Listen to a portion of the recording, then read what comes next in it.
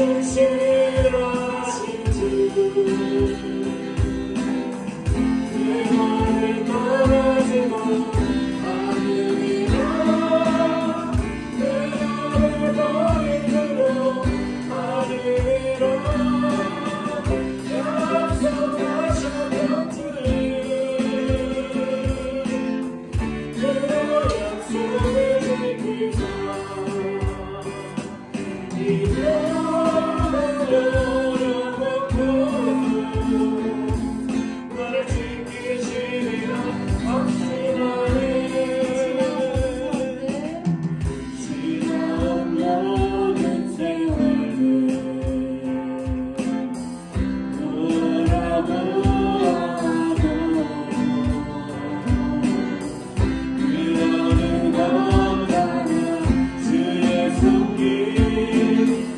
미친 너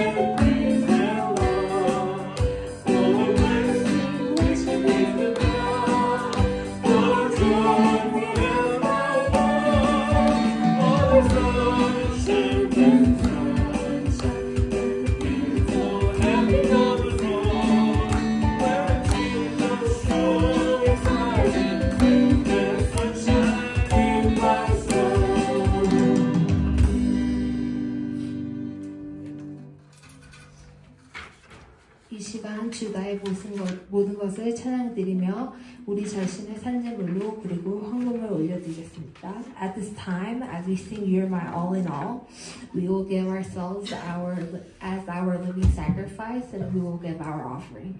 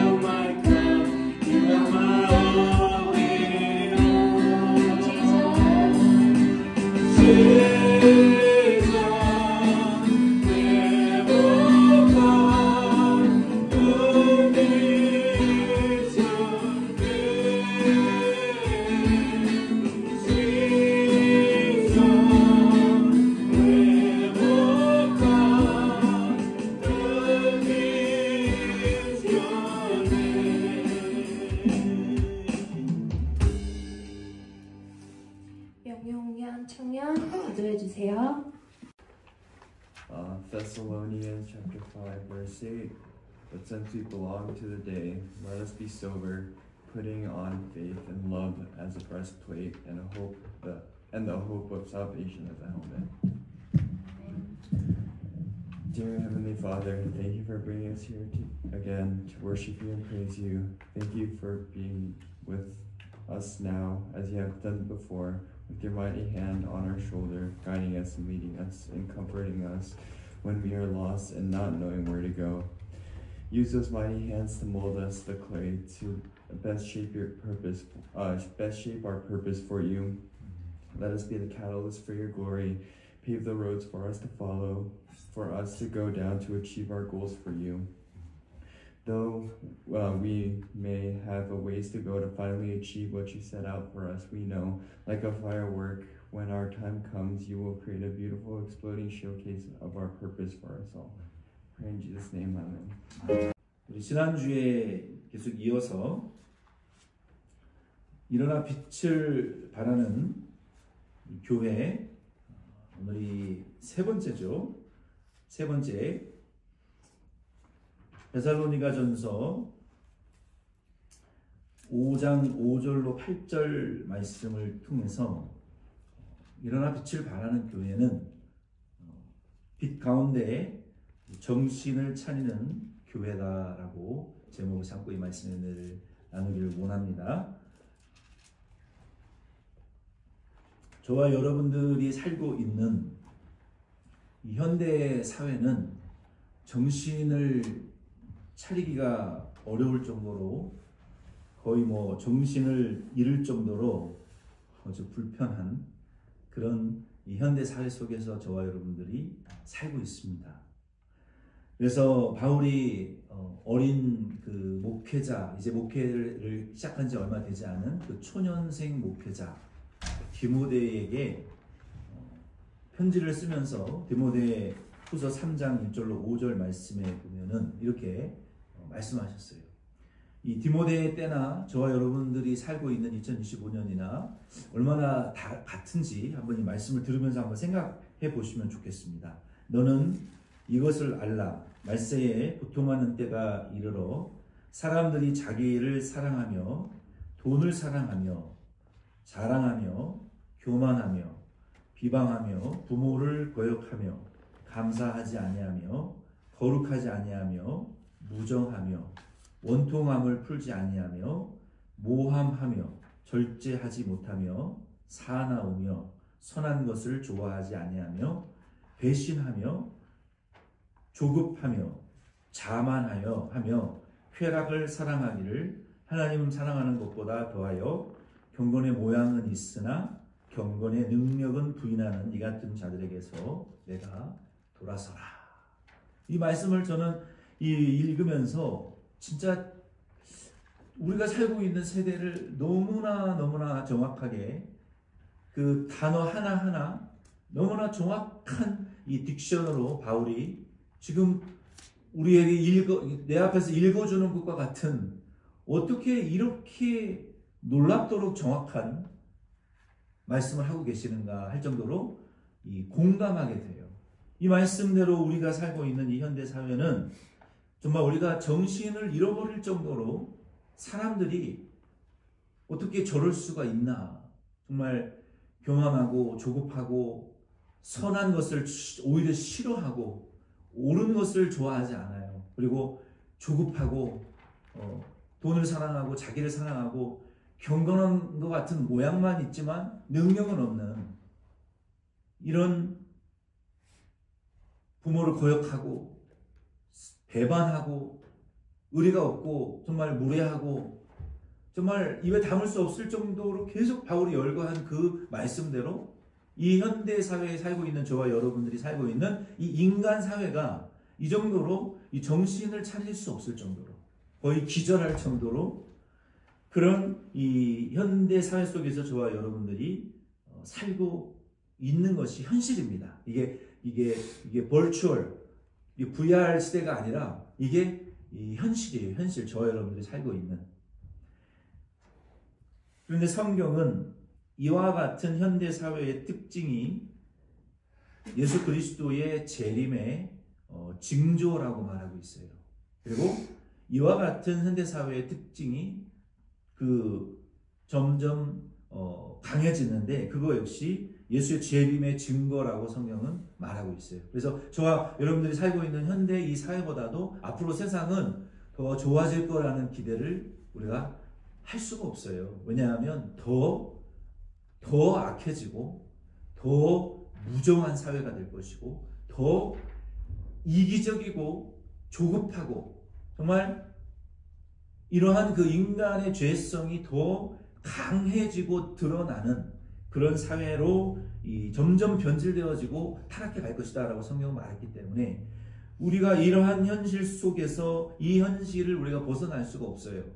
우리는 이러한 현대사회의 특징과 인간사회의 특징을 우리가 보면서 성경대로 되어가고 있구나. 이 세상이 예수님의 재림의 징조가 성취되어져 가는 과정이구나 라고 우리가 성경을 또 예수의 재림을 자꾸 확인하는 그 도구로 또 기준으로 우리가 삼아야 될 것이 이 현대사회의 그 문화와 인간사회의 특징이라고 말할 수가 있어요.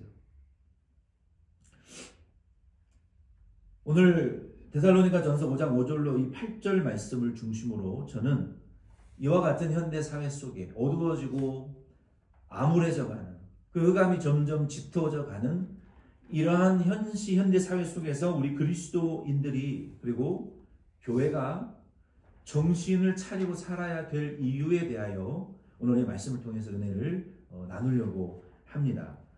어떻게 이 기절할 것 같은, 정신을 잃어버릴 것 같은 이 세상에서 저와 여러분들이 정신을 차리고 살 수 있을까요? 본문 5절로 8절은 그 내용, 그 비결을 우리에게 가르쳐 주고 있어요. 우리가 한 2년 전인가요? 데살로니가서를 통해서 부활에 대한 말씀을 쭉 전했어요. 4장 말씀까지. 그리고 5장 말씀은 이제 우리가 남겨놓은 말씀인데 오늘 이 신년 부흥의 세 번째 주일을 통해서 정신을 찾을 수 없는 이 현대사회, 이 모던 사회 속에서 우리 그리스도인들은 어떻게 정신을 차리고 살아야 되는가에 대한 말씀을, 이 말씀을 중심으로 함께 은혜 나누려고 합니다. 먼저 5절 말씀을 제가 한 번 더 읽어드리겠습니다. 우리가 1절에서 5절을 제가 같이 읽어드리겠습니다. 형제들아, 때와 시기에 관하여는 너희에게 쓸 것이 없음은 주의 날이 밤에 도둑같이 이를 줄을 너희 자신이 자세히 알기 때문이라. 그들이 평안하다 안전하다 할 그때에 임신한 여자에게 해산의 고통이 이름과 같이 멸망이 갑자기 그들에게 이르리니 결코 피하지 못하리라. 형제들아, 너희는 어둠에 있지 아니하매 그날이 도둑같이 너희에게 임하지 못하리니 너희는 다 빛의 아들이요 낮의 아들이라. 우리가 밤이나 어둠에 속하지 아니하나니 라고 말씀하셨어요. 예수 그리스도의 재림은 1절로 5절 말씀에 보면은 믿는 자도 피할 수 없는 진리이고 믿지 않는 자들에게도 피할 수 없는 진리의 확증된 사실이에요. 예수 그리스도의 그러므로 재림은 믿는 자도 준비해야 맞이할 수 있는 것입니다. 우리가 예수의 재림을 준비하기 위해서, 맞이하기 위해서는 준비하고 깨어있지 않으면 준비할 수가 없어요. 데살로니가전서 5장 1절로 3절 말씀에 근거하면은 5절에는 저와 여러분들은 낮에 속한 빛의 자녀들이라고 말씀하셨잖아요. 우리가 지난주에 로마서 13장 말씀을 통해서 빛에 속한 사람들은 세 가지의 일을 벗어버려야 된다고 말씀을 드렸어요. 음란과 호색과 술 취함과 방탕함과 시기와 다툼을 벗어버려라. 그것이 어둠에 속한 일이기 때문에 그리스도인들은 이 세 가지의 부류에 연관된 행동들과 삶의 그 패턴들이 이런 일들과 관련된 부류의 일들을 여전히 하고 있다는 것은 아직 우리가 어둠에 속한 자들이다라고 우리 스스로 우리를 드러내는 것과 마찬가지예요. 그래서 나는 거기에 속하지 않고 빛에 속한 사람들이라면은 그 술 취함과 방탕함과 음란과 호색과 시기와 다툼의 일을 우리의 삶 속에 1도 없어야 돼요. 그러한 일들이.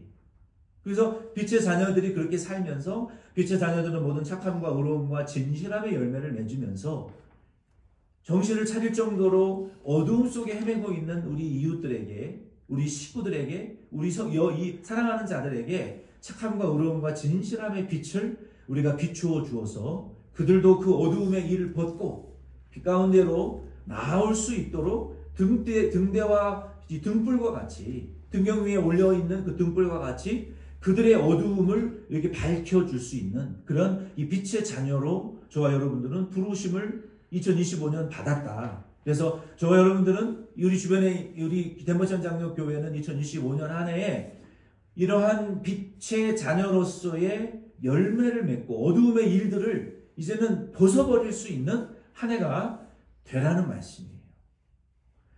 그러나 그럼에도 불구하고 여전히 어두움 가운데 있는 분들이 있어요. 그 어두움 가운데 있는 분들에게 데살로니가전서 5장 1절로 3절 말씀해 보면은 예수 그리스도의 재림은 도둑과 같이 임한다라고 말하고 있어요.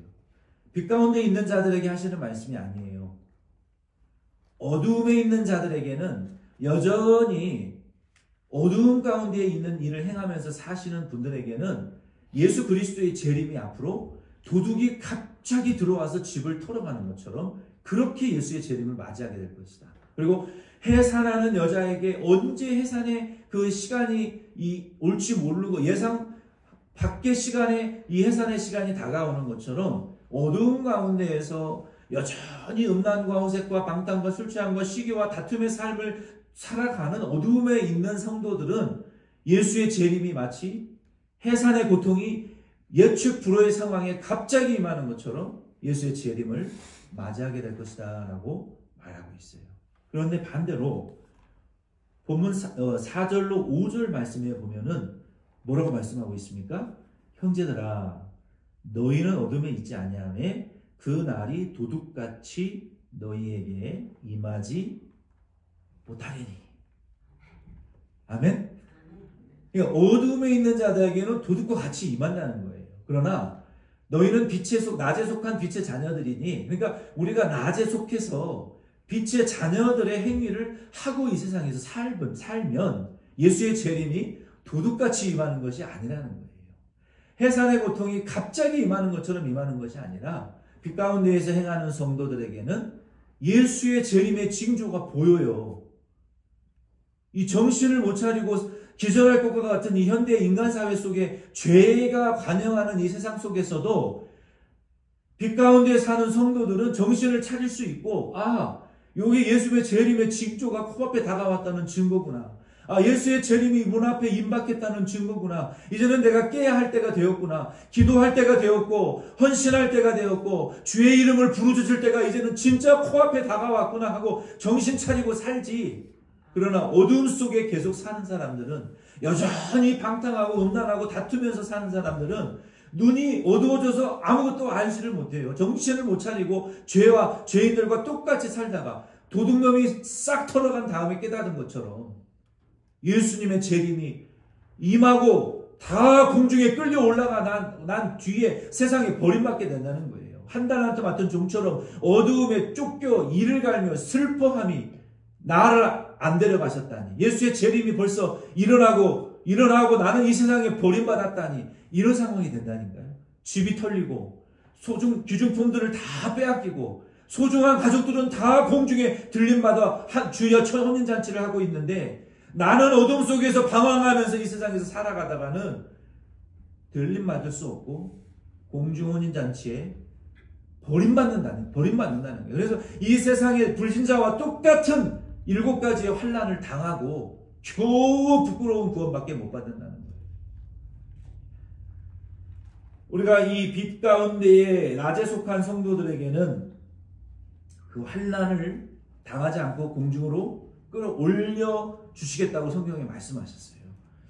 그래서 우리는 예수님의 재림을 우리가 준비하면서 깨어 있어야만이 주님 앞에 우리가 들림받고 또 공중 혼인잔치에 참여할 수 있습니다.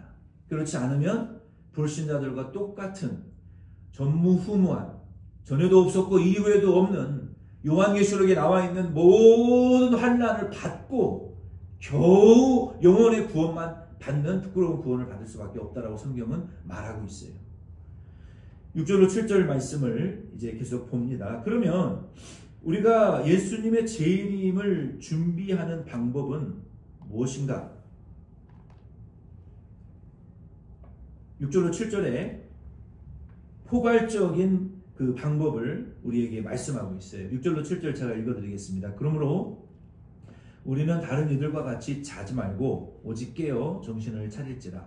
자는 자들은 밤에 자고 취하는 자들은 밤에 취하되. 우리가 재림을 준비하는 유일한 방법은 정신을 잠들지 말고 깨어서 정신을 차리고 사는 길밖에 없어요. 아직 요 어두움에 완전히 빠지지 않은 상태에 있는 그리스도인들에게 경고하는 말씀이에요. 그러니까 지난주 로마서 13장 11절로 14절 말씀은 아예 어두움의 일에 빠져서 음란과 방탕의 삶을 사는 자들에게, 술 취함과 호색을 추구하는 자들에게, 다툼과 시기의 삶에 완전히 어두움에 사로잡혀 있는 삶의 인생의 대부분을 그러한 일만을 하면서 어두움에 속한 자들을 향해서는 어두움의 일을 이제는 벗고 빛 가운데로 가까이 나오라는 말씀이고, 오늘 이 본문 데살로니가전서 5장 5절로 8절 말씀은 아직 어두움의 일에 빠지지 않은 그리스도인들, 그러나 경계선에 서서 어두움의 일을 할까 말까, 한번 해볼까 말까, 유혹을 받을까 말까 하는 이러한 성도들을 향해서 그 선을 넘어가지 말라라는 경고의 말씀이에요. 아멘이십니까? 넘어갈까 말까 고민하고 있는 자들을 향해서 넘어가지 말라는 거예요. 제발 니마, 제발 그 강을, 그 선을 넘지 말라는 거예요. 어두움의 일의 그 경계선을 말씀의 바깥으로 넘어갈까 말까 고민하고 유혹받고 있는 사람들을 향해서 넘어가지 말라는 경고의 말씀이에요. 그래서 그 완전히 그러한 삶에 빠져있는 자들은 이제 그것 벗고 다시 이쪽으로 우리 편으로 넘어와야 되는 것이고, 지금 빛 가운데 사는 성도들, 낮에 속한 성도들은 그 어두움의 일에 미혹받지 말고, 유혹받지 말고, 템테이션 받지 말라는 말씀이에요.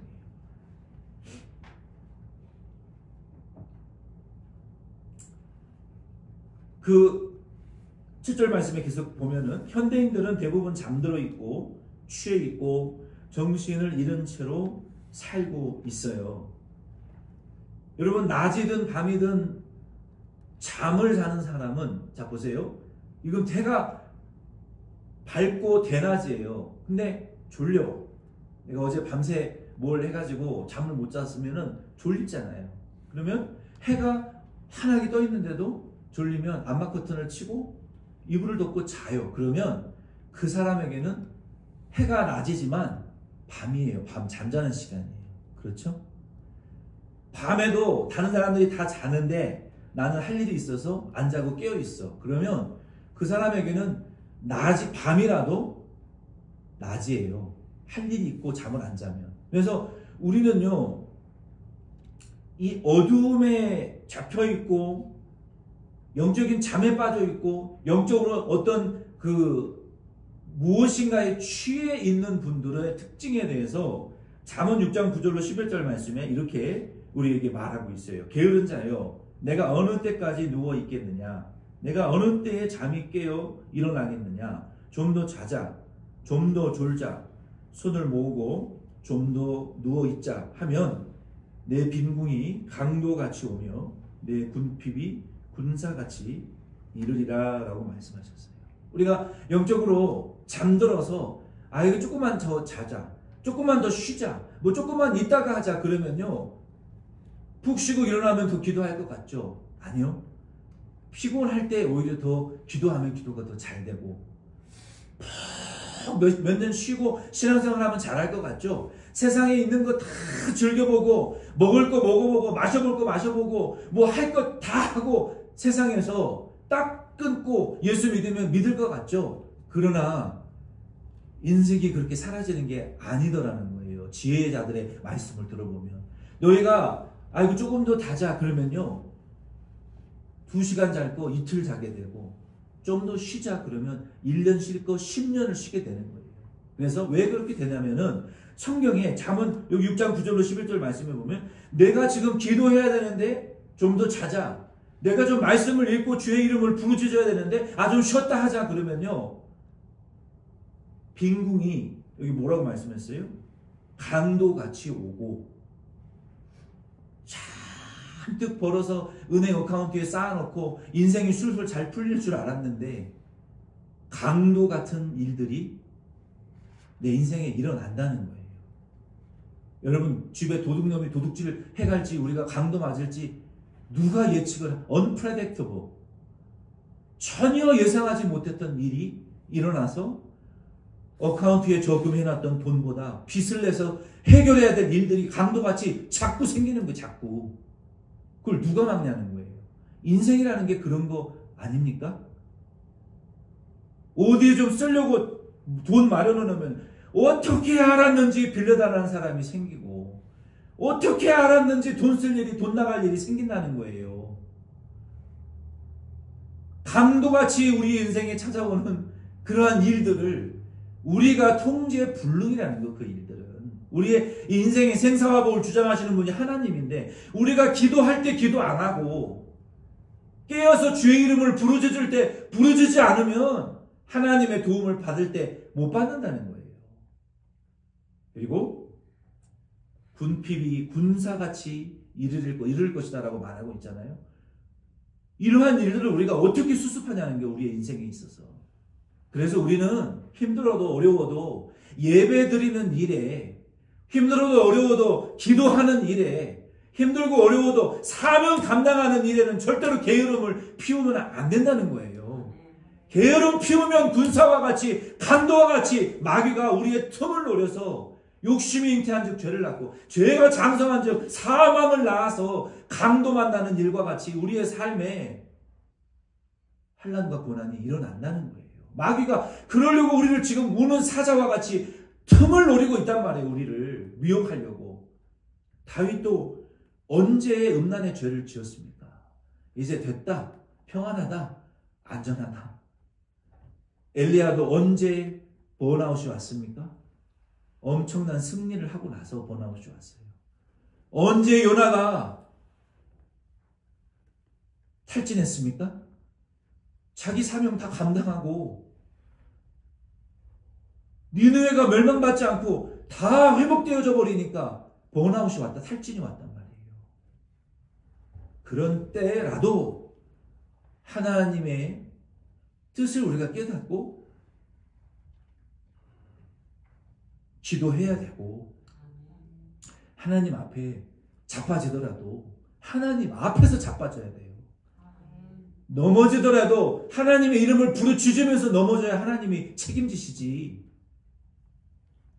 좀 더 쉬자, 좀 더 자자, 좀 더 나중에 하자. 아니요. 강도와 군사와 같이 오는 그 궁핍과 사건 사고들을 우리는 해결할 수가 없어요.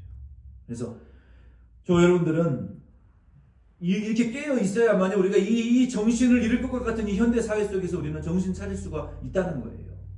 이제는 마지막으로, 그러면 목사님, 구체적인 how to, what to do, what does God want us to do, what, 뭘 어떻게 하기를 하나님 구체적으로 원하십니까? 하나님 우리에게 이 정신 못 차릴 것 같은 세상에서 8절 말씀에 보면은 7절 말씀이 첫 번째예요. 정신을 차려야 된다. 어떻게든. 그게 포괄적이고 첫 번째 중요한 의미예요. 정신을 차려야 돼요. 정신 차려야 돼요. 어떻게든. 저희가 한국에 있을 때 저희 스승 목사님께서 이제 교회 큰 환란이 들어와가지고 교역자들 다 끌고 한 달에 한 번 무조건 일주일에 그 가평 기도원에 올라가서 하루 종일 성경 읽고 기도만 했어요. 해결할 방법이 없어요. 방법이. 너무나 큰 빚을 졌기 때문에, 은행에 차압당했기 때문에 교회가 돈을 빌려서 해결할 수 있는 그 수준이 아니에요. 솔직히 말씀드리면 교회 빚이 100억이 넘었으니까 그걸 어떻게 해결을 합니까? 그리고 경매가 들어와서 교회마다 다 빨간 딱지가 붙어 있고, 그거 어떻게 해결하냐는 거예요. 하나님 의지할 수밖에 없잖아요. 그래서 산에 올라가서 이제 기도하고, 그리고 겨울이 겨울, 가평이 얼마나 춥습니까? 근데 저는 이제 텐트를 가지고 항상 그 첫째 주에 올라갈 때 올라갔어요. 그래가지고 그 텐트 속에서 이제 그 군대 생활을 하면서, 저는 이제 군대에서 한겨울에 그 산 속에 저희들은 그 김장 담글 때 쓰는 요 비닐이 긴 비닐이 봉자리 같은 그 포장지 있잖아요. 그거 한 장만 있어도 저는 산속에서 살아남을 수 있어요. 그런 훈련을 받았어요. 산속에서 비닐로 하나 뒤집어 쓰고 2, 3일을 버틸 수 있는 훈련을 받았단 말이에요. 그때 생각이 나는 거예요. 그래서 그때 저희 훈련 받을 때 산속에 올라가가지고 이 경사지대에다가 이 땅을 이렇게 파요. 이렇게 경사지대를 이렇게 니은자로 이렇게 파요. 땅을 이렇게 니은자로 파면, 잘 들으세요. 이거는 생존법을 내가 알려드리는 거예요. 땅이 한 4, 50cm만 파면요, 한겨울에도 부들부들해요. 요 정도만 파내면은 그 속에 있는 땅은 얼질 않았어요. 나무가 있는 이 경사지대 땅을 이렇게 니은자로 1.5m 정도 파가지고 11명이 들어갈 수 있는 이 길이를 이렇게 쫙 파는 거예요. 그래가지고 거기에다가 나뭇가지를, 경사지를 채우고 위에 나무 이파리를 하고 흙을 싹 덮어요. 그리고 그 위에 비닐을 딱 덮고, 그리고 아래에 땅속에 들어가서 비닐을 깔고, 그리고 반드시 침낭 속에 전투화를 집어넣어야 돼요. 아침에 얼어서 신을 수가 없어요. 안 그러면. 그리고 거기서 11명이 딱 붙어가지고 자는 거예요. 근데 제일 고통스러운 것은 새벽 2시에 화장실이 가고 싶다는 거예요. 그러면 요 정도밖에 안 파거든요. 그러면은 저 끝에 있는 사람들은 이등병이 안으로 들어가요. 11명 몸 위를 떼굴떼굴 굴러가가지고 자는데 화장실을 보고 와야 돼. 그리고 막 병장들이, 아이씨, 미리미리, 그렇게 겨울에 2주일 동안 산속에서 지내면서 훈련을 했단 말이에요. 근데 그때는 정말 밥 먹고 나면은 그 계곡 물 흐르는 거 깨트려가지고 그 반합에다가 또 라면들을 그렇게 병장들이 꼭 처먹어. 죄송해요. 그냥 그 전투식량, 이거 그때 당시가 저게 96년도인데 저희는 특공대였으니까 아주 특별한 전투식량이 나왔어요. 그때 요거 이 플라스틱 이거 막대기를 하나 칙 당기면은 안에서 수증기가 막 일어나가지고 밥이 부글부글 끓는 그런 전투식량이 나왔었어요. 특수부대만 주는 전투식량이었거든요. 그런 거 먹으면 되지. 꼭 라면을 끓여 먹겠다 그래가지고 설거지거리를 만들어 놓는 거예요. 그러면 얼음물을 깨뜨려가지고 설거지를 하는데 넣는 순간 기름이 엉겨 붙어가지고 닦여지지가 않아요. 막 그러면 막 욕으로 김병장이 라면 처먹고 막 지가 이런 막 욕을 하면서 눈물을 줄줄 흘리면서 막 손가락이 끊어지는 것처럼 설거지하고 막 그랬단 말이에요. 얼마나 추워. 그리고 이제 또 그때 생각이 나는 거예요. 그래가지고 나는 그 교육자 숙소가 있는데 거기서 안 잔다. 그래가지고 텐트 치고 제일 추운 산 그 골짜기에 텐트를 치고 온도를 재보니까 콜로라도보다 더 추워. 영하 27도까지 떨어져 새벽에. 덜덜덜덜덜덜 새벽에 떨고 나와가지고 그때 생각이 나는 거예요. 근데 해보고 싶은 거예요. 한번 그때 이렇게 했는데 여기 뭐 추우면 숙소로 뛰어들어가면 되니까 뭐 죽을 일은 없어요. 그래가지고 그 가스 옛날 재래식 번호 있잖아요.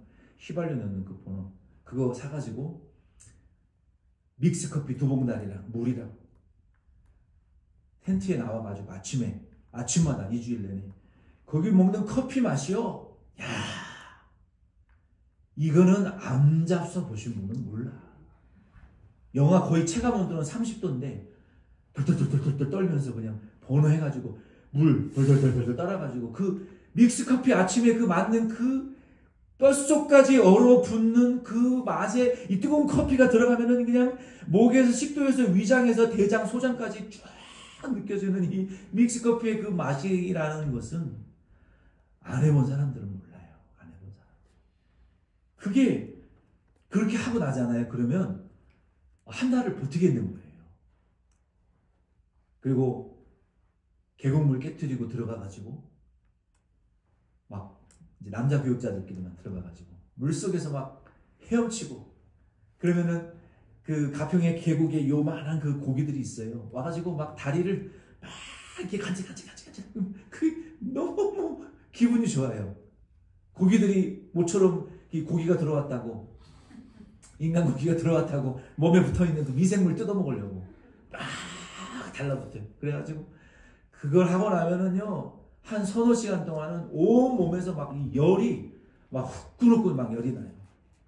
그게 하고 나면은 좀 정신이 좀 차려져요.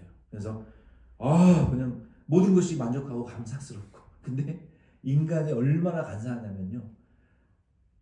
몇 시간 지나면 또 뭐 불편한 게 생기고 또 불평이 나오고 막 그래요. 그래서 이 정신 차리려고 참 그렇게 했는데도 한국에 있는 그 모교의 문제는 지금도 그 문제가 여전히 진행 중이더라고요.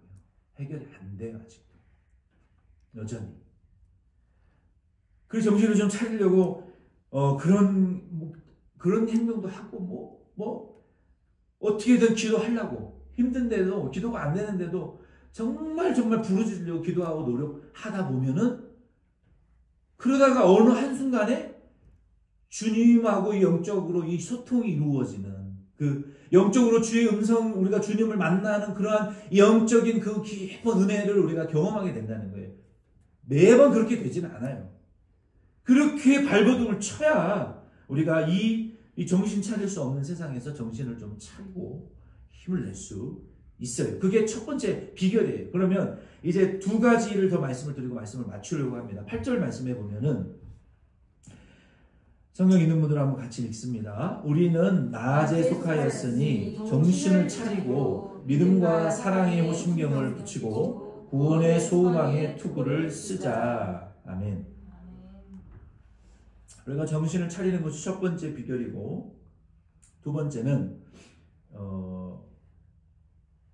이 정신을 차리는 것에 대해서 좀 더 말씀을 드리고 두 번째로 넘어가겠습니다. 7절에서 8절로 이어지기 때문에 이 정신을 차린다라는 것은 그리스도인들이 계속 낮에 속하고 어두움에 빠지지 않기 위해서는 정신을 차려야 돼요. 정신 차린다라는 이 헬라어의 동사는 네포라는 동사예요. 네포. 이 네포라는 헬라어 동사는 그 술 취함의 반대인 맑은 정신 상태에서 나오는 올바른 판단을 의미하는 거예요. 그래서 여러분들 제가 그 사람의 말이 진실이냐 거짓이냐를 분별하는 그 행위는요, 이 사람의 일상생활이나 말하는 그 정신 상태가 지금 온전하고 맑은 상태냐 아니냐를 저는 먼저 봐요. 항상 그 사람의 말을 우리가 신뢰하고 듣고 따라야 된다고 했을 때 아무리 신령한 은혜를 받고 뭘 보고 듣고 주님의 음성을 듣고 계시를 받는다고 해도 정신 나간 말씀을 하시는 분들의 말은 저는 듣지 않습니다. 한국에서 어떤 분들이 기도 많이 하신다는 분들이 무슨 정말 신령한 정말 그런 말들을 많이 해줬어요. 근데 그리고 그분들의 행동을 이렇게 살펴보면은 진짜 정신 나간 행동을 하시는 분들의 말은 제가 신뢰하지 않았어요. 근데 삶이 올바르고 좀 맑은 정신에 있는 말씀을 하시는 분들의 말은 들었어요.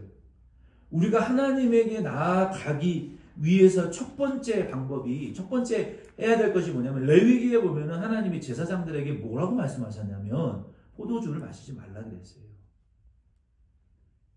정신 상태가 맑은 정신 상태가 아니고서는 하나님을 섬길 수가 없고 만날 수도 없고 주의 일을 할 수도 없어요. 자기 몸 하나도 제대로 못 가누는 사람이 누구를 위해서 기도하고 누구를 위해서 봉사할 수 있다는 거예요.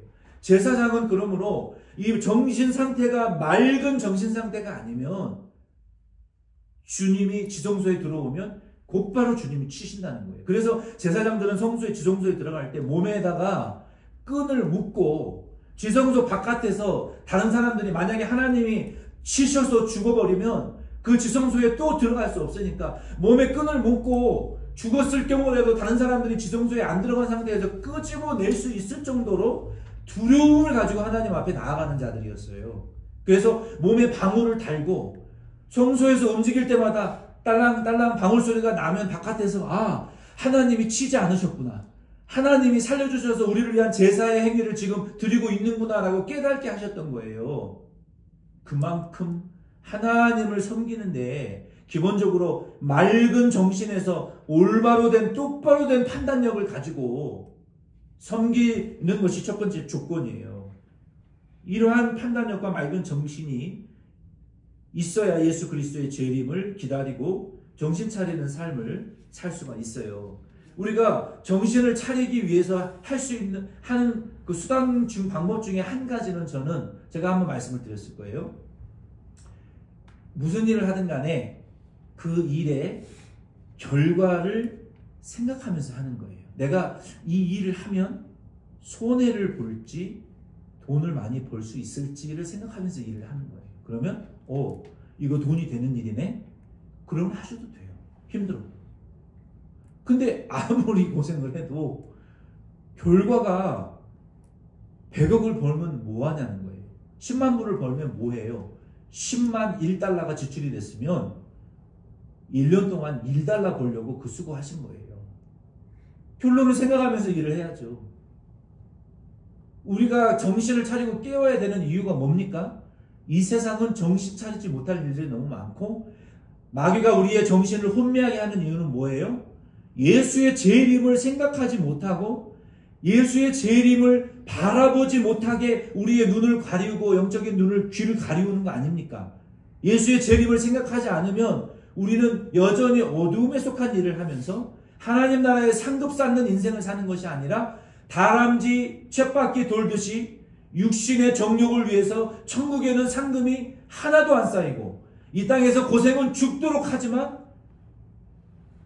헛된 인생을 계속 죄 지으면서 다람쥐 쳇바퀴 돌듯이 하나님 나라의 상급은 쌓이지 않는 인생의 고난만 식사게 고난받고 살다가 헛짓하다가 이 세상을 마무리하게 하는 마귀의 유혹에 이 인생을 허비하고 죽을 때는 아무런 위로와 소망이 없이 이 세상을 떠나는 헛된 인생을 정신 못 차리고 살면 누구나 그렇게 헛된 삶을 사는 거예요. 죽도록 고생해서 100억을 만들면 뭐 하냐는 거예요.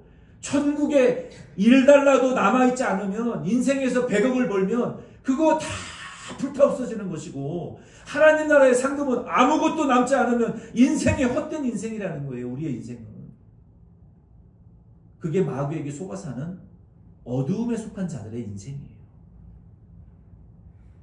우리가 그래서 우리는 죽으면 천국 가야 되지. 예수님 분명히 다시 오신다 그랬는데 결말을 생각해야 돼요. 우리가 정신을 차려야 되는 이유는 무엇이냐면요. 마태복음 25장 19절 말씀에 보면은 마태복음 25장 말씀을 수백 번 읽었는데도 이 말씀이 오늘은 또 새롭게 다가오는 거예요. 여러분 마태복음 25장 말씀은 백보자 예수님 그 심판의 말씀을 하시면서 여러 가지의 비유의 말씀을 하시면서 달란트의 비유를 말씀하시는데 여러분 귀를 기울여 잘 들으세요. 마태복음 25장 19절 말씀에 예수님이 뭐라고 말씀하셨냐면 오랜 후에 그 종들의 주인이 돌아와 그들과 결산할세라고 말했어요. 결산. 여러분 결산이라는 건 뭡니까?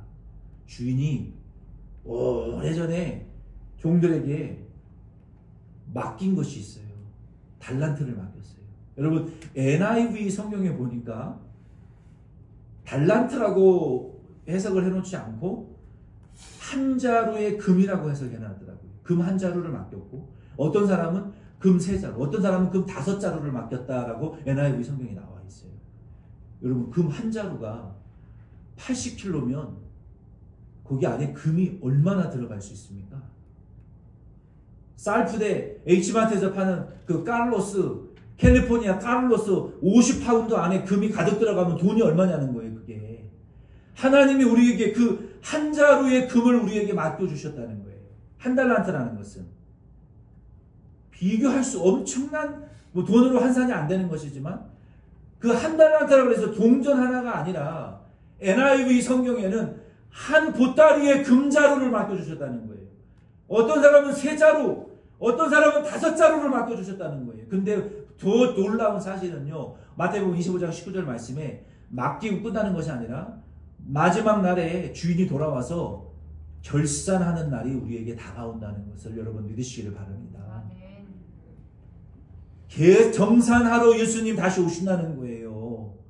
각자의 재능에 따라서 우리에게 맡겨주셨는데 내 재능이 한 보따리인 사람은 금 한 보따리만 줬고 내 재능이 5보따리가 있는 사람에게는 금 5보따리를 맡겼다는 거예요. 그러면 그거 금을 우리한테 왜 맡기냐는 거예요. 그 귀한 걸. 남기라고 맡기는 거예요. 남기라고. 한 보따리 맡은 사람은 한 보따리는 남겨야 되는 것이고 5보따리 맡은 사람은 5보따리는 남겨야 된다는 거예요. 우리의 인생을 통해서. 예수님 그거 가지고 예수님 혼자 배 뚱뚱 두들면서 예수님 혼자 다 잡수시려고 우리의 상급을 만들기 위해서 남기라는 거예요. 여러분들 자식들이 어렸을 때 다른 사람들이 용돈 주고 선물 주면 부모님들이 그거 가지고 싹 가서 맛있는 거 사 먹고 끝냅니까? 자녀들의 미래를 위해서 저축하지 않습니까? 투자하지 않습니까? 하나님도 우리에게 맡기신 거 하나님이 쓱싹 하시려고 맡기는 거 아니에요. 남기라 그러는 거 아니에요. 인생을 지혜롭게 살아서 귀한 구원받게 해주셨으면 하나님 나라를 보장해 줬으면 믿음으로 살아서 남기는 거 그거 내 거 된다는 거 천국 가면 내 거 된다는 거예요. 아멘이십니까? 주님이 반드시 정산하러 계산하러 다시 오신다는 거예요. 여러분 두렵지 않습니까? 주님 우리에게 다시 오셔서 주님 행위록을 딱 펼쳐 놓으시고 천국에는 2가지의 책이 있어요. 생명록이 있고 행위록이 있어요. 생명록에 이름 없는 자들은 천국 못 들어가지만 천국 들어가는 자들도 천국 문 앞에 딱 섰을 때 행위대로 갚으시다고 말씀하셨는데 행위록을 딱 펼쳐놓고 우리의 인생의 과거, 현재, 미래를 다 꿰뚫어 보시면서 우리가 모르긴 몰라도 주님 앞에 서면 하나님 나라의 빛 가운데 우리의 인생이 쫙 VR로 펼쳐질 것 같아요. 우리가 생각하고 말하고 행동했던 우리의 인생의 전체가 쫙 펼쳐지시면서 주님의 빛 가운데에서 너 이거 맡겼는데 왜 안 했냐? 너 이런 말을 했어? 너 이런 행동을 했어?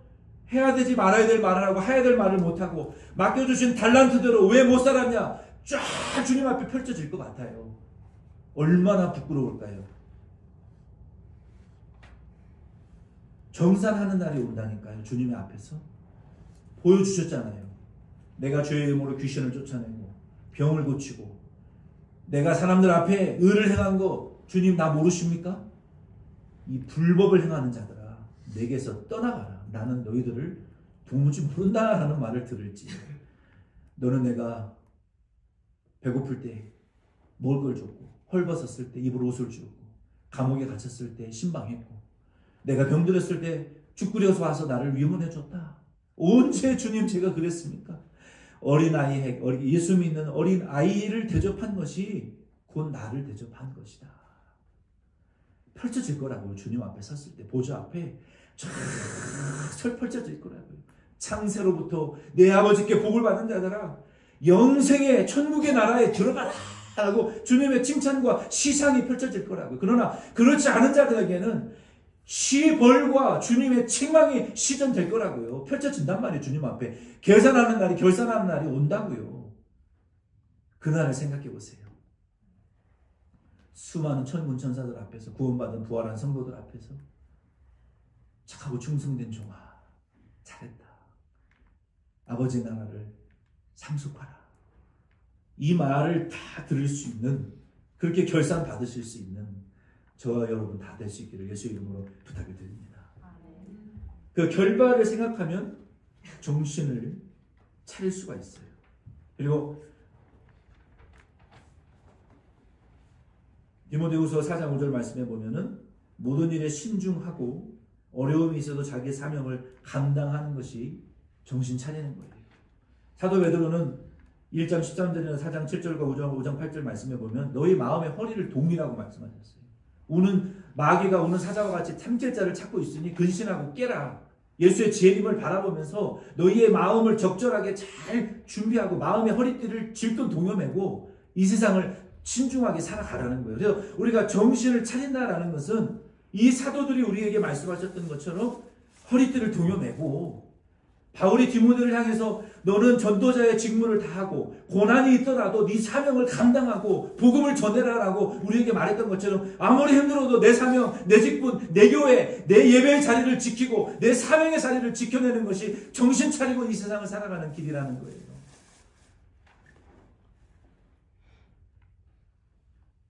이와 같이 저와 여러분들은 정신을 차리시고 맑은 정신에서 나오는 판단력으로 이 세상을 살아가실 수 있는 저와 여러분 꼭 되실 수 있기를 예수님의 이름으로 꼭 부탁을 드립니다. 오늘 우리 부흥회니까 두 가지만 더 말씀드리고 마칠게요. 우리 수요일이나 토요일에 전하기는 좀 적절하지 않아서 정신 차리면 차릴 수 있어요. 제가 처음에 군대 갔을 때 서해안 바닷가로 끌고 가가지고 막 하루 종일 물을 먹이는데 물속에 들어가면 여러분 서해안 바닷물이 진흙탕이랑 눈이 보이지가 않아요. 뿌옇게. 정신을 못 차리고 토하고 기절하고 못한다고 막 뛰쳐나가던 사람들이 딱 2주일 지나니까요. 흙탕물 속에서도 정신 차리니까 정신 챙겨지던데요. 숨도 안 쉬어지고 죽을 것 같더니 2주일 굴르니까 정신이 차려질 뿐만 아니라 눈에요 다 도끼들이 들어가가지고요. 누구든지 걸리면 죽여버린다. 이게 군인이라는 걸 깨달았어요. 체력으로 하는 게 아니라 정신력으로 사는 거구나. 누구든지 한번 걸려봐. 그러니까 두려울 게 없어. 두려울 게 없고 못할 일이 없어지는 거예요. 우리 이제 청년들도 한번 갔다 와야 돼. 정신을 똑바로 차리고 한번 갔다 와야 돼. 죽을 고비를 넘겨봐야 정신을 차리지. 못하는 게 어디 있고 안 되는 게 어디 있어요. 못하는 게 어디 있고 안 되는 게 어디 있어요. 2세 헨리도 하더구만. 이렇게 250파운드가 넘는 샘 해밍턴도 하더구만. 안 되는 게 어디 있고 못하는 게 어디 있어요. 안 된다고 생각하니까 안 되는 거예요. 못한다고 잠정적으로 생각하니까 못하는 거예요. 체력이 좋다고 하는 것도 아니고 정신이 깨야 돼요. 정신 차리고 살아야 돼요. 이 세상에서. 게으르고 무책임하게 사는 삶은 하나님 책임 안 져요. 정신을 눈에 힘을 똑바로 주고 살아야 돼요. 그래서 정신 차리고 살아야 돼요. 이 정신 못 차릴 것 같아서. 그게 첫 번째 비결. 2025년에는 그래서 우리 정신 차리고 삽시다. 아니십니까? 아멘. 정신 똑바로 차리고 살자고요. 성경이 말했잖아요. 정신을 근신하고 깨어라. 정신을 차려라. 정신을 차려야 돼. 그리고 두 번째, 세 번째는 간단해요. 두 번째는 뭐냐면은 여기 8절에 믿음과 사랑의 호심경을 붙이라고 말씀하셨어요. 이 호심경은 쉬운 말로 하면은 vest예요. vest. 배가 아니라 vest. 이 방탄조끼를 말하는 거예요. 방탄조끼. 믿음과 사랑의 방탄조끼를 입으라는 거예요. 이 흉배, 에베소 6장 14절에 보면은 흉배라고 말씀해요. 흉배. 여기 목에서부터 배꼽까지, 등까지 전체를 가리는 그 방탄조끼예요. 이 갑옷이에요. 요즘은 방탄조끼들이 많이 얇아졌어요. 제 때는 이렇게 두꺼웠어요. 앞뒤로 구명조끼와 같이 두꺼웠어요. 근데 지금은 이렇게 얇아졌어요. 방탄조끼가. 이렇게 5피트 앞에서 총을 쏴도 6발, 7발 쏴야 뚫려요. 한 서너 발까지는 이게 뚫리지 않아요. 그러나 충격은 상상을 초월하는 고통이에요. 그래서 이 총알도 지금은 막아내는 방탄조끼, 또 방탄유리 이런 것도 나오잖아요. 그래서 이 호심경이라는 것은 방탄조끼를 가리키는데, 우리가 나 스스로를 지키는 것은요, 누가 나를 지켜주는 게 아니에요. 방탄조끼와 같이 나를 지키는 것은, 여러분 운전할 때 앞에 윈실드가 없으면 얼마나 많은 돌이 튑니까? 유리가 튑니까? 이상하게 그 보험으로 윈실드 갈고 나면 일주일 있다가 또 돌이 튀어서 또 깨져요, 그게. 그러니까 윈실드 보험은 꼭 필요한 것 같아요, 자동차에. 왜냐면은 그거 뭐 몇천 불씩 들어갈 수 있으니까. 윈실드 보험이, 이 윈실드가 있으면 이 유리창, 얇은 이중 유리창이 얼마나 우리를 바람과 충격으로부터 보호해 줍니까? 그런 것처럼 우리 스스로를 지켜주는 것은 다른 사람이 아니라 목사가 여러분을 지켜주는 게 아니에요. 믿음이 여러분을 지켜주는 것이고 사랑이 여러분을 지켜주는 거예요. 그러니까 여러분, 우리 성도님들 정말 힘드시더라도, 정말 고통스러우시더라도 여러분 믿음의 말을 하세요. 믿음으로 여러분 스스로를 지키세요. 무슨 말을 하든 사랑의 말을 하세요. 무슨 일이 있건 믿음과 사랑의 이 방탄유리든 방탄조끼든 나를 지키는 거는 내 믿음과 내 예수님에 대한 사랑이 나를 보호해주는 것을 아시길 바랍니다. 내가 아무리 어려워도 믿음으로 사세요. 하나님이 하실 거야. 응? 하나님이 우리를 사랑하신다. 이 믿음이 여러분을 지키는 것이고 사랑이 여러분을 지키는 것이고, 여러분의 가정도 예수를 향한 믿음이 가정을 지켜주시는 것이고, 예수를 향한 그 사랑이 우리의 가족들을 지켜주는 것을 여러분 아시기를 바랍니다. 뭐 인슈어런스가 우리를 지켜주는 거 아니에요. 예수를 향한 믿음과 사랑이 있어야 우리를 그 믿음의 방탄조끼도 되어주시고, 뭐 방탄유리도 되어주시는 것이고, 그 믿음이래야 우리를 지켜줄 수 있는 거예요. 그래서 우리는 사드락 메삭 아벳느고를 지켜주었던 것이 다니엘이 아니었거든요.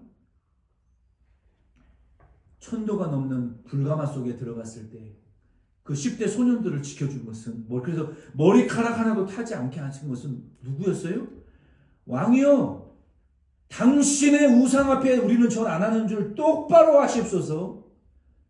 우리가 절 안 해도 하나님이 우리를 구원해 주실 줄 똑바로 하시옵소서. 그리 아니하실지라도 우리가 불타 죽어도 우리는 절하지 않습니다. 그렇게 믿음으로 나가니까 하나님이 머리카락 하나도 안 타게 해주셨잖아요.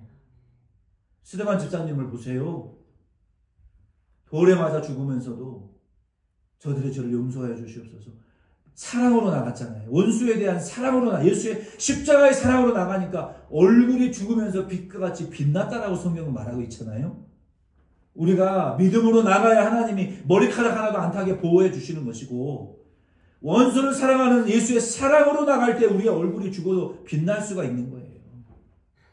우리를 지키는 것은 그러므로 믿음과 사랑이에요. 끝까지 믿음과 사랑으로 우리를 여러분과 우리 교회와 가정을 지키시길 바랍니다. 마지막 세 번째는 구원의 소망의 투구를 쓰라고 말씀하셨어요. 이 투구는 헬멧이에요. 헬멧. 이 투구는 우리의 머리를 보호해 주시는 헬멧이잖아요. 머리는 작지만 여러분 보세요. 이 머리가 우리 뇌와 신경과 운동과 감정과 정서와 신체를 얘가 다 지배하는 거예요. 심장은 죽어도 멈춰도 이 뇌는 살아있을 수 있어요. 근데 뇌가 죽으면 이거 죽습니다. 그러니까 뇌가 우리 머리에 이 컨트롤 타워가 제일 중요해요. 뇌에서 운동도 신경도 감정도 정서도 다 뇌가 조장하는 거예요. 뇌가 죽으면, 머리가 다치면 보지도 못해요. 듣지도 못해요. 말도, 호흡도, 맛도, 감정 표현도, 눈물도, 땀도 아무것도 못해요. 식물인간도 아니고 그냥 죽어버려요. 뇌가 죽으면. 머리를 우리가 잘 지켜야 되는데 우리가 이 기절할 것과 같은 이 세상에서 우리의 머리를 지키는 헬멧은 무엇입니까? 구원을 바라보셔야 돼요. 항상 예수의 재림과 예수의 구원을 우리가 바라보면서, 그러니까 우리가 어떠한 비극적인 상황에 처해 있어도 이 머리가 예수의 구원을 소망하는 믿음을 상실해버리면 우리 인생은 끝나는 거예요. 우리의 삶이 힘들고 고통스러우실지라도, 정말로 나를 돌아보는 이가 없이 외로우실지라도 여러분의 이 머리로는 여러분의 자식을 기대하고 여러분의 자식의 봉양과 사랑을 여러분 소망하지 마시고 이 머리는 예수의 소망과 사랑으로 여러분 항상 충만하시는 저와 여러분 될 수 있기를 바랍니다. 요거를 상실하는 순간 머리가 다치면 끝나는 거예요. 모든 게 끝나는 거예요. 머리가, 이 소망, 예수에 대한 구원의 소망에 머리가 탁 다치면 인생 끝나는 거예요. 그거. 그래서 우리는 머리는 항상 예수에 대한 구원의 소망으로 충만하시길 바랍니다. 말씀 맺습니다. 빛과 어두움의 경계선에 서 있는 그리스도인들은 온전한 빛으로 넘어오시고 그 경계선을 다시는 넘어가지 마세요. 왜냐하면 우리에게는 예수님이 정산하시고 오셔서 계산하시는 날이 있는 것을 기억하시고 다시 넘어가지 않으시는 저와 여러분 되기를 바랍니다. 그리고 어두움의 일에 사로잡혀 있는 분들이 만약에 계시다면 하나씩 그 어두움의 일을 하나씩 벗어버리세요. 한꺼번에 안 돼요. 하나씩 벗어버리고. 그리고 모든 우리 그리스도인들 된 저와 여러분들은 우리가 예수의 재림을 생각하시면서 신중한 인생을 살아가시고 무슨 일을 하든지 사랑과 믿음으로 하시고 어떠한 상황에 오든지 그리스도에 대한 견고한 소망을 다 끝났다 생각하지 마시고 나는 이제 인생 끝났어. 이렇게 살다 죽을 거야. 하지 마세요. 나이가 80, 90이 되셔도 하나님이 나를 구원하시고 변화시키시고 소망이 있다. 예수님이 변화시키실 것이고 구원하실 것이다. 그 소망으로 머리를 다치지 마시고 열어놓으시고 성령의 인도를 따라 기도하시면서 정신 차리시고 믿음과 사랑의 이 방탄을 자기로 보호하시고 그리고 구원에 대한 소망을 죽을 때 이 몸 떠날 때까지 여러분 잃지 마시고 이 세 가지로 이 정신 차리지 못할 세상에서 정신을 차리고 사실 수 있는 저 여러분 되기를 부탁을 드립니다.